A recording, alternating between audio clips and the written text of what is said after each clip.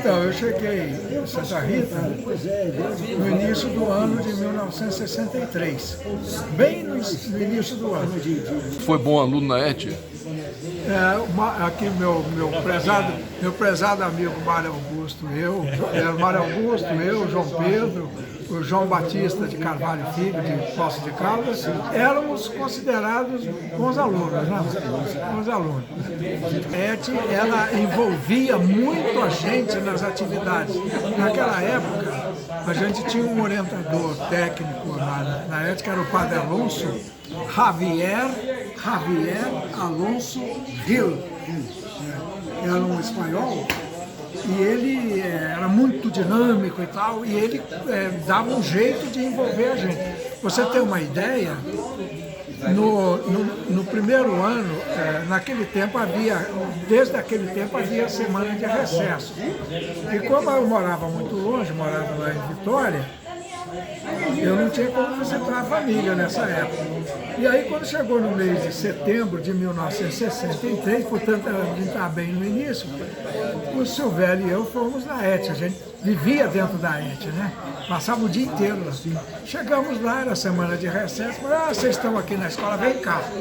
Aí levou a gente para o laboratório para a gente desenvolver um circuito impresso,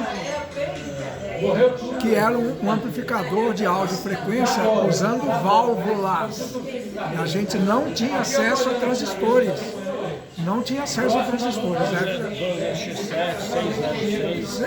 Essa era a válvula de potência de saída. 12AX7 era duplo triodo, amplificador de baixa potência com um fator de multiplicação de 100. E a 12AU7 era quase igual com o fator de amplificação de 12. Esses detalhes que a gente tinha que saber quase que de cor. 5Y3, 5Y4. E aí levou a gente para fazer um amplificador em circuito impresso. E o circuito impresso era artesanal. Você pegava uma placa, cortava no tamanho que o tamanho era determinado pelo tamanho do transformador, que era a maior peça. Você lembra como é que a gente fazia aqui as trilhas? Como é que é carbonato de cálcio? A gente cortava de cobre. A gente cortava uma trilha de fita isolante, colava em cima do cobre, né, no trecho que era preservar o cobre, depois mergulhava aquilo de cabeça para baixo numa perclorato saturado de ferro, ele corroía o cobre e ficava a trilha. Eu já fiz isso também. Então, aí nós fizemos o levantamento, nós fizemos o levantamento da curva de resposta, até me lembro direitinho que teve uma hora que crescia o sinal lá e eu não conseguia explicar, que nem eu e o Silvério chamamos o Padre Alonso. Aí ele explicou que estava entrando em ressonância, transformador de saída, enfim. Aí fizemos um relatório. Ele pegou aquele relatório, moldou no formato coisa e mandou para a revista Antena. Mandou para a revista Antena, foi publicado algum tempo depois, foi um primeiro artigo. Então a gente vivia. Aí, resultado, quando o Mário, eu e tal, terminamos a ET, falamos, vamos ficar por aqui mesmo e já vamos entrar lá. Porque nós começamos a dar aula na ET, quando o Padre Alonso saiu, em 1965, a ET ficou sem. Aí ela chegou lá e falou, peraí, não tem jeito de ficar sem aula. Aí chamou o Mário Augusto, o Eduardo Augusto Pellegrinelli, o João Batista de Carvalho Filho, o Eduardo depois de Poços de Caldas, e eu, para substituirmos o Padre Alonso em algumas atividades. E o Adonias como orientador técnico, o Goiano, o José Picetini Cisneros em outras atividades. Porque a escola não pode parar. Então, a solução... E aí nós começamos a lecionar na ET. Resultado, não paramos mais. Eu parei de trabalhar na Ford um ano, né? Aí nós entramos no Inatel, E aí, quando estava no segundo ano do Inatel, o Jaime Dreisser, ele só vinha no final de semana. Sexta-feira. Ele chegava na sexta-feira à tarde, e aí eu quero resgatar um fato importante que as pessoas não sabem. Eu valorizo muito isso por causa do desprendimento das pessoas. Naquela época, na turma do terceiro ano, precisava introduzir a disciplina de eletrônica industrial. E o Inatel estava com muito poucos recursos, muito pouco. Você está falando em 69, mais ou menos, Não, 68. eu estava falando em 67, 68. Aí, o Jaime Dreisser chegou lá e falou, não, por isso não seja.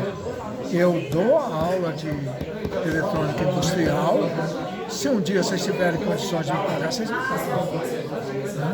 Era assim. Grande Jaime. Aí o Jaime falou, só que eu não posso vir nem dar manutenção no equipamento de laboratório, nem preparar as experiências de laboratório.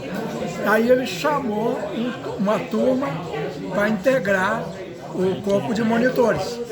Aí chamou a mim, o Hernani, o Márcio Lorival, tá? Para a gente integrar o corpo de monitores. Amparar as coisas nas aulas de laboratório. Então, por exemplo, o Hernani, eu, então, além das aulas de laboratório, como a gente tinha experiência da ET, a gente trabalhava na manutenção dos equipamentos, tá? De laboratório. Casou perfeito. E aí, Parava, o Jaime Dreisser, ele era fanático pelo Inatel. Acabava a aula dele às 9h30 da noite, ele ia reunir com os monitores. E aí não tinha hora para terminar, porque todos os problemas ele pegava um pedaço de papel e anotava tudo que a gente tinha que fazer para a próxima semana. Tá? E não tinha hora para acabar. Eu me lembro direitinho, naquela época, eu comia num bar aqui no bar do Darcy Atença. O Darcy não tinha hora para fechar. Não tinha hora para fechar. Naquele tempo ele não tinha hora para fechar. Então, a gente chegasse lá 10, 11 horas da noite, meia-noite, ele estava aberto, ele servia a janta para a gente. Você morava comigo e você às vezes chegava no Amanhecer. E eu lembro um dia que nós acabamos de jantar e saímos do bar do Darcy, o dia estava amanhecendo. Ô, Justino, o bar do Daci não é aquele que você comia, que descia uma aranha. O Miguel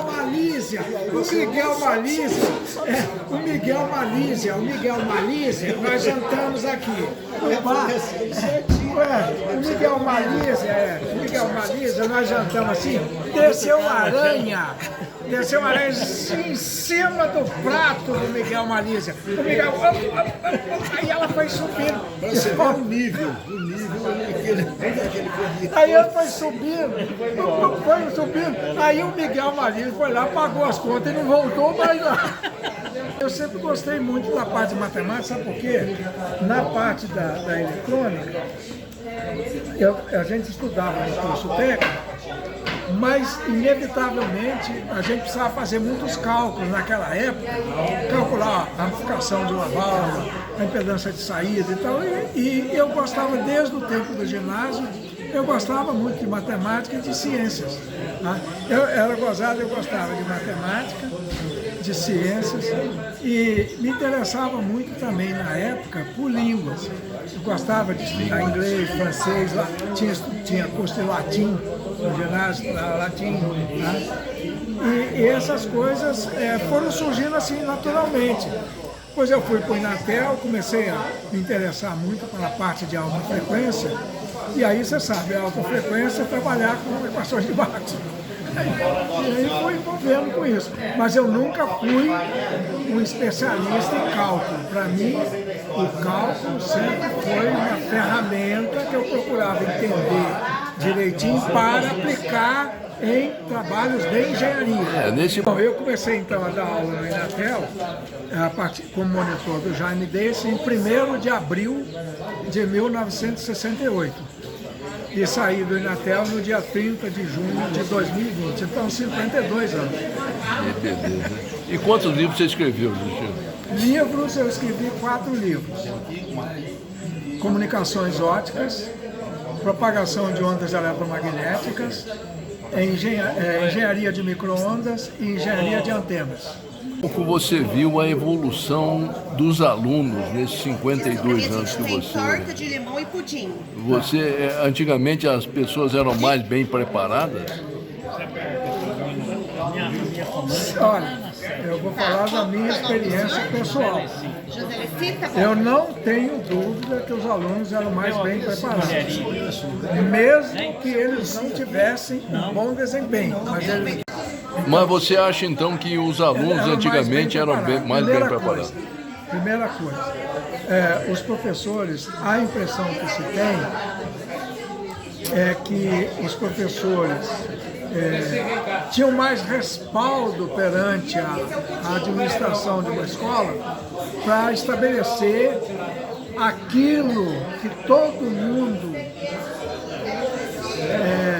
almeja, que é a liberdade de cátedra. Liberdade de cátedra não significa você fazer o que você quer, e sim você fazer aquilo que precisa ser feito do jeito que você achar mais conveniente para aquela situação. Isso que é a liberdade de cátedra. Isso hoje tem sido muito confundido com a seguinte ideia: eu tenho liberdade de cátedra, então eu vou ensinar o que eu quero. Não, porque você tinha um programa, para cumprir, porque aquela programação, se você não cumprisse, ia fazer falta para o professor das sequências daquela disciplina. Então, isso era tratado com muito cuidado naquela época. Talvez nem fosse com maior rigor, mas com muito cuidado. Você tem uma ideia, eu me esqueço uma vez, teve uma época aqui no Inatel, que o Inatel ficou sob uma visão muito severa do Ministério da Educação. Porque o Inatel sempre se apresentou como uma escola diferente. Ele tinha a autorização de beneficência, ele tinha isenção de... Então todo mundo ficava de olho no Inatel. E teve uma época, uma série de circunstâncias que não vale a pena relatar aqui, ele ficou muito em evidência, infelizmente, de alguns fatos inadequados que havia. E aí, todos os meses, ou no máximo cada 30, 40 dias, chegava um grupo de inspetores no Inatel. Chamava-se TAE, Técnicos de Assuntos Educacionais. E aí eles forçavam tudo dentro do Inatel. Tudo. Eu cheguei a ter um dia, eu estava dando aula, uma inspetora entrou, e outra coisa, isso aí estendia-se também para ET e para FAI, porque não ficava jeito de falar, não, eu vou lá, não, eles vinham e fiscalizavam tudo. Eu cheguei a ter uma inspetora que ela entrou na sala, sentou naquela mesinha que a gente colocava a caixa de giz e a caderneta de chamada. Na caderneta de chamada vinha a lista dos alunos e no fundo vinha o programa da disciplina. Ela entrou, passou as folhas lá, olhou o programa, olhou o que eu estava escrevendo no quadro, assinou a coisa e saiu da sala. Então, até ficou muito em evidência nessa época daí. Então, mais ou menos que ano, mais ou menos, só para ter uma ideia? Isso aí começou no segundo metade da década de 70, 79, por aí, e foi até começo da década de 80. Aí viram que não tinha nada, coisa assim, eles foram sendo criados aos cursos e tiveram que se dedicar. Mas, e isso foi uma oportunidade para melhorar ainda mais? sem dúvida, porque toda vez que você está sob pressão, você vai eliminando aqueles pontos que são falhos pela própria natureza da instituição. Aí você vai reduzindo aquilo e não tem dúvida. A crítica, eu nunca gostei da crítica, mas sempre que foi possível, eu usei a crítica para melhorar o que eu estava fazendo. Tá? Então, isso aí foi bom. E Justino, quando você acha que o Inatel deu um salto de qualidade do ensino? Isso fica muito bem definido. Muito bem definido. Nem todos vão concordar com o que eu falo, mas isso daí, esse grande salto, começou no início do ano de 1970, com o início da administração do Luiz Gomes da Silva Filho. Luiz Gomes da Silva Filho, não, Júnior. Luiz Gomes da Silva Júnior. Luiz Gomes da Silva Júnior. O Luiz Gomes, a parte dos inconvenientes dele, era um cara de muita visão, muita dedicação, e ele tinha uma ideia bem diferente. E outra coisa que ele tinha, mais uma vez, não me julga um cara pedante não, viu? Mas há algumas lições da nossa juventude que a gente não esquece. Nas nossas lições de latim, eles tinham sempre uma lá que terminava assim: audaces fortuna juvat. Quer dizer, a sorte favorece os audaciosos, né, os audazes. E o Luiz Gomes era um cara audacioso. Naquela ocasião, quando o Luiz Gomes assumiu, a situação do Inatel era muito precária. Muito precário, déficit alto, né? Dificuldade de recursos. E aí, naquela época, nós estávamos, em 1970, nós estávamos bem no início, dos últimos 5 anos, né, do regime militar. Tudo era controlado pelo governo. Tudo era controlado pelo governo. Inclusive as escolas particulares, privadas, tudo era controlado pelo governo. Você não podia mudar uma palavra na emenda de uma disciplina. Tinha que ter autorização do governo. Aí o Luiz Gomes foi lá, porque ele precisava quase que dobrar a mensalidade do Inatel. Foi um período que, quando eu entrei no Inatel, a gente pagava, acho que 80% do valor da mensalidade e 20% para repor depois de formado. Eu acho que foi nessa época que foi cortado isso. Então, não, ele quase dobrava. Aí ele foi lá no MEC e precisava da autorização do MEC. Quando chegou lá, o MEC examinou o curso, o nível do curso, pagamento de professores, funcionários, falou: não, vocês podiam cobrar até tanto. E autorizou. Aí os alunos, logicamente, não gostavam. E chegou lá, naquele tempo, na extensão do prédio principal, lá no final, tinha um pequeno auditório. O Luiz Gomes reuniu o pessoal lá e falou: olha, a autorização é tanto, é um anfiteatro, nós podemos cobrar até tanto. Se vocês não quiserem, pega a chave do Inatel, vai lá e entrega para o MEC. Aí os caras, quando viram quanto que ele podia cobrar e quanto que ele ia cobrar, aí ele começou a ter recursos para ir recuperando as finanças do Inatel, etc. Já contratou de cara o Zé Maria para vir em tempo integral, e aí estendeu nossos contratos para a gente continuar trabalhando no Inatel, enfim. Esse foi o primeiro salto importante para a Bolsonaro. O segundo salto importante foi que, ao mesmo tempo, ele começou a trabalhar para ampliar o curso do Inatel da engenharia de operação de 3 anos para engenharia plena na época de 4 anos. Porque naquela época a lei permitia você fazer engenharia plena em 4 anos, em 5 anos ou em 9 anos, prevendo curso noturno. Era com 5 anos, com no mínimo 720 horas por ano, 4 anos com 900 horas por ano e 9 anos com 450 horas por ano, para prevendo o curso noturno. E aí ele começou a lutar para isso e contratar novos professores que dessem apoio técnico e científico para obter a aprovação do curso. O senhor não gosta de andar para a terra. E aí foi o segundo grande salto do Inatel. Aí ele ficou alguns anos trabalhando com os dois cursos, complementando entre os dois cursos, e por fim, quando em um determinado momento o governo extinguiu o curso de engenharia de operação, ele já estava perfeitamente adaptado ao curso de engenharia privada. Então esse foi o segundo salto importante do Inatel. O terceiro salto importante para o Inatel foi quando o Inatel, já no final da gestão do Luiz Gomes, ele começou a interagir mais fortemente com o ambiente externo, oferecendo treinamento, cursos de especialização, cursos de pós-graduação para fora do Inatel. Tá? Isso, aí ele criou um centro chamado CDTEC, Centro de Desenvolvimento e Tecnologia do Inatel. E aí foi o terceiro grande salto. Sabe por quê? Porque nessa época o Inatel criou um novo canal de arrecadação de recursos.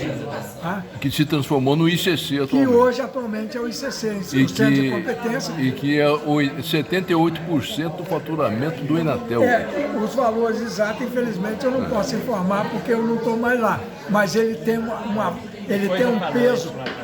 peso importante, tão importante, que hoje uma quantidade imensa de alunos do Inatel estudam com bolsa de estudo. Fantástico, né? Fantástico. Ô, Justino, e a eletrônica evoluiu nessa época? Sem dúvida. Menos do que o Inatel, mas evoluiu. Menos do que o Inatel? Menos, evidentemente menos, porque ela não tem Direção. Não, e não é só isso. Pela própria natureza. Você está dizendo do que a eletrônica... A eletrônica... não, então desculpe, eu entendi errado. Eu entendi a escola técnica de eletrônica. Não, a eletrônica aí não tem jeito. A eletrônica não tem... A gente não tem parâmetro. E você conseguiu acompanhar essa evolução de jeito toda? Nenhum. Eu peguei uma pequena parte e fui tentando acompanhar essa pequena parte.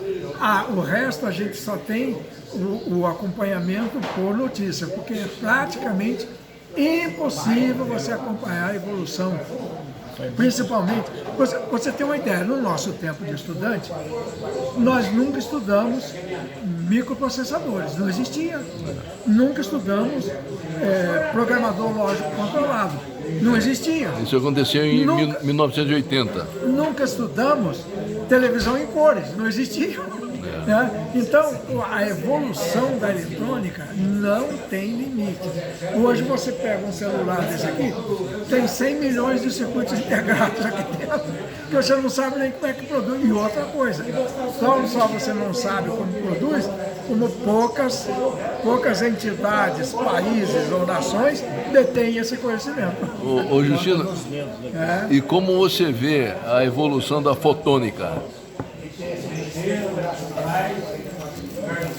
Bom, a fotônica, ela está na atual situação como estava a eletrônica talvez há 20 anos. Então nós vamos ter daqui a uns tempos os computadores fotônicos, né, os circuitos integrados fotônicos, porque só que na realidade aí é uma simbiose, né, entre a ótica e a eletrônica. As duas vão conviver e evoluir juntos. Vão ser criados dispositivos óticos, mas usando recursos da eletrônica, e vice-versa. Nós vamos desenvolver dispositivos eletrônicos baseados na eletrodinâmica quântica, que é o fundamento da fotônica. E a eletrônica orgânica, Justino? Sabe alguma coisa da eletrônica orgânica? A eletrônica orgânica, na realidade, o que a gente tem são os semicondutores, e daí que nós vamos evoluir. Né? Vão ser desenvolvidos novos materiais com base nisso daí, e a ideia é o quê? Você controlar por processos de dopagem aquelas características do material para permitir você construir um cristal que tenha comportamento semelhante ao cristal N, ou comportamento semelhante ao cristal P, ou comportamento semelhante ao cristal intrínseco, e assim por diante. É um passo importante e, sem dúvida nenhuma, vai ser mais um recurso para o avanço da tecnologia e das aplicações, que eu espero que sejam só em benefício da comunidade, mas a gente sabe que isso não depende da gente. Só para concluir, Justino, hoje parece que o diploma não tem muito valor mais, porque o sujeito, a pessoa é escolhida no mercado pelo que ela sabe e não pelo diploma que ela fez. Na realidade, ela é escolhida pelo que ela pode fazer. Como é que você acha que o Inatel pode contribuir nesse sentido, possibilitando que o estudante tenha contatos com pessoas que estejam a par da tecnologia atual e fornecendo laboratórios que ele possa exercitar o conhecimento dele? O que você acha disso? Eu acho o seguinte, eu vou dar uma resposta muito baseada na minha experiência. Durante o meu tempo de estudante, eu queria me dedicar à vida acadêmica. Mas eu desde, talvez isso, meados dos anos 60, quando chegava mês de janeiro e fevereiro e mês de julho, que tinha férias, eu ia fazer estágio em alguma empresa. Eu fiz vários estágios na Vale do Rio Doce. Eu já era formado no Inatel, fui fazer um estágio no INPE, São José dos Campos. Quando começou a ser introduzida a fibra ótica no Brasil, eu fui fazer estágio na ABC Cristal, que era a única fábrica autorizada para usar fibra para fins de telecomunicações. Fui fazer estágio lá. No final dos anos 80, eu fui fazer estágio no CPQD da Telebrás. Lá trabalhava o nosso amigo Márcio. Né?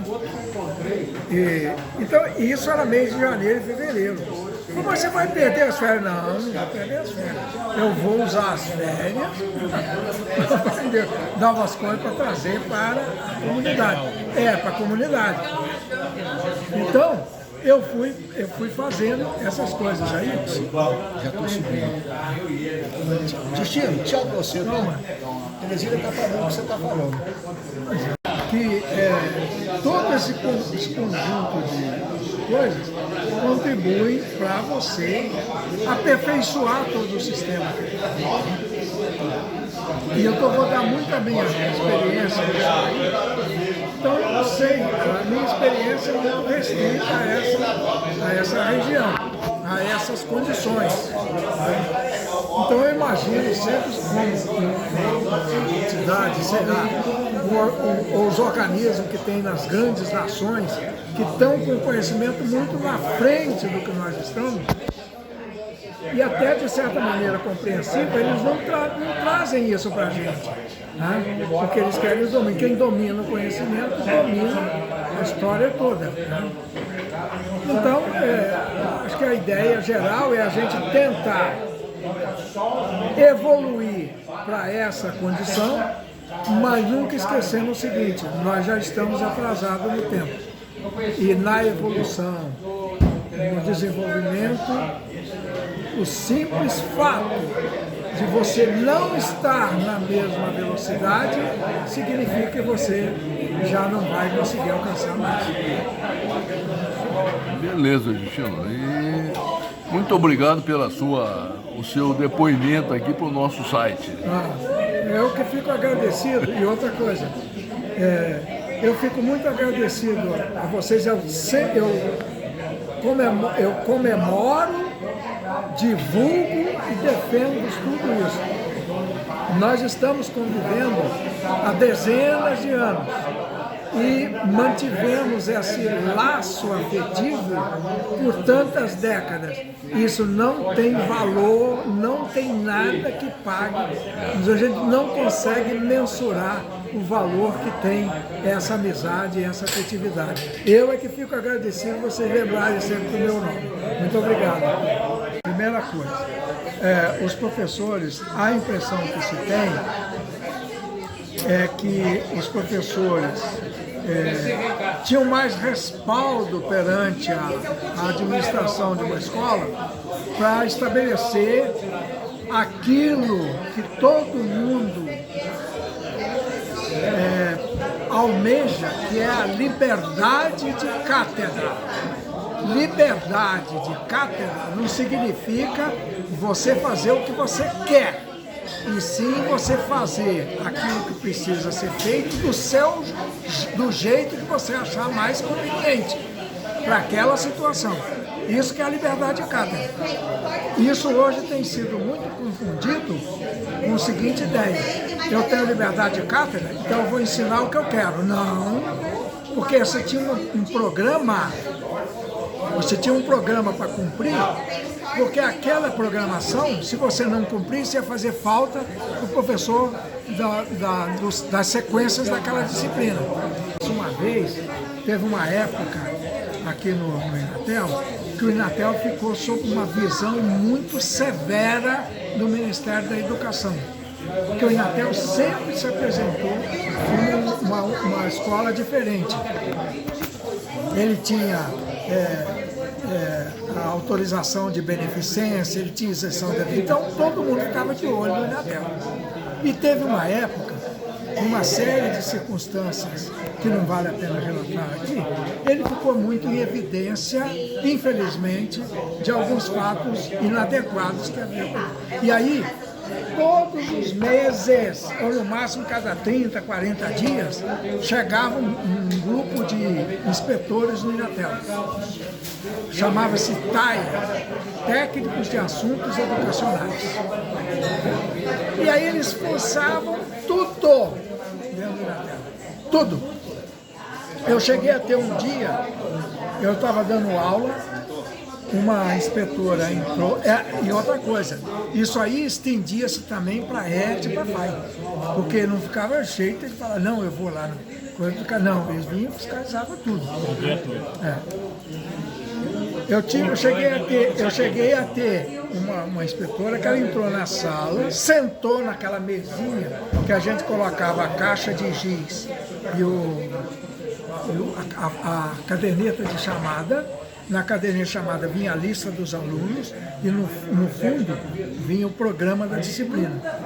Ela entrou, passou as folhas lá, olhou o programa, olhou o que eu estava escrevendo no quadro, Conferiu. assinou a coisa e saiu da sala. Então, até ficou muito em evidência nessa época daí. Então, Mais ou menos que ano, mais ou menos, só para ter uma ideia. isso aí começou no segundo metade da década de 70, 79, por aí, e foi até começo da década de 80. Aí viram que não tinha nada, coisa assim, eles foram sendo criados outros cursos, tiveram que se dedicar mais. E isso foi uma oportunidade para melhorar ainda mais? Sem dúvida, porque toda vez que você está sob pressão, você vai eliminando aqueles pontos que são falhos pela própria natureza da instituição. Quando você acha que o Inatel deu um salto de qualidade do ensino? Isso fica muito bem definido. Muito bem definido. Nem todos vão concordar com o que eu falo, mas isso daí, esse grande salto, começou no início do ano de 1970, com o início da administração do Luiz Gomes. Ele era um cara de muita visão, muita dedicação, e ele tinha uma ideia bem diferente. E outra coisa, o Luiz Gomes era um cara audacioso.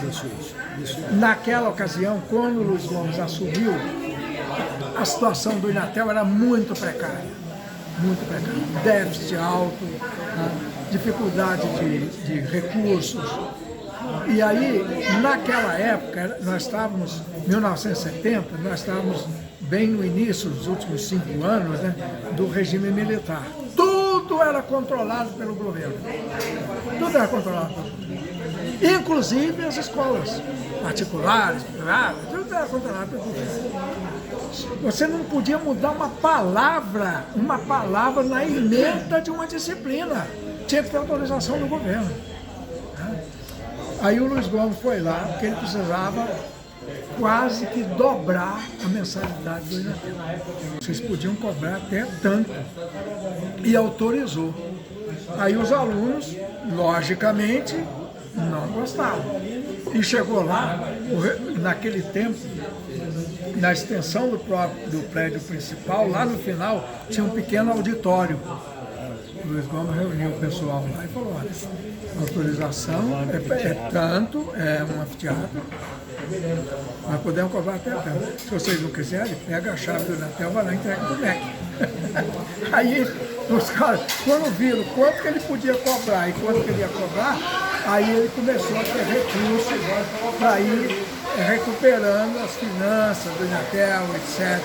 Já contratou de cara o Zé Maria para vir em tempo integral, e aí estendeu nossos contratos para a gente continuar trabalhando no Inatel, enfim. Esse foi o primeiro salto importante para a Bolsonaro. O segundo salto importante foi que, ao mesmo tempo, ele começou a trabalhar para ampliar o curso do Inatel da engenharia de operação de 3 anos para engenharia plena na época de 4 anos. Porque naquela época a lei permitia você fazer engenharia plena em 4 anos, em 5 anos ou em 9 anos, prevendo o curso noturno. Era com 5 anos, com no mínimo 720 horas por ano, 4 anos com 900 horas por ano e 9 anos com 450 horas por ano, para prevendo o curso noturno. E aí ele começou a lutar para isso e contratar novos professores que dessem apoio técnico e científico para obter a aprovação do curso. O terceiro salto importante para o Inatel foi quando o Inatel, já no final da gestão do Luiz Gomes, ele começou a interagir mais fortemente com o ambiente externo, oferecendo treinamento, cursos de especialização, cursos de pós-graduação para fora do Inatel. Isso, aí ele criou um centro chamado CDTEC, Centro de Desenvolvimento e Tecnologia do Inatel. E aí foi o terceiro grande salto. Sabe por quê? Porque nessa época o Inatel criou um novo canal de arrecadação de recursos. Que se transformou no ICC atualmente. Que hoje atualmente é o ICC. A eletrônica aí não tem jeito. A eletrônica não tem, a gente não tem parâmetro. Eu peguei uma pequena parte e fui tentando acompanhar essa pequena parte. O resto a gente só tem o acompanhamento por notícia, porque é praticamente impossível você acompanhar a evolução. Principalmente, você tem uma ideia, no nosso tempo de estudante, nós nunca estudamos microprocessadores, não existia. Nunca estudamos programador lógico controlado. A evolução da eletrônica não tem limite. Hoje você pega um celular desse aqui, tem 100 milhões de circuitos integrados aqui dentro, que você não sabe nem como é que produz. E outra coisa, não só você não sabe como produz, como poucas entidades, países ou nações detêm esse conhecimento. Estamos convivendo há dezenas de anos e mantivemos esse laço afetivo por tantas décadas. Isso não tem valor, não tem nada que pague. A gente não consegue mensurar o valor que tem essa amizade e essa afetividade. Eu é que fico agradecido vocês lembrarem sempre do meu nome. Muito obrigado.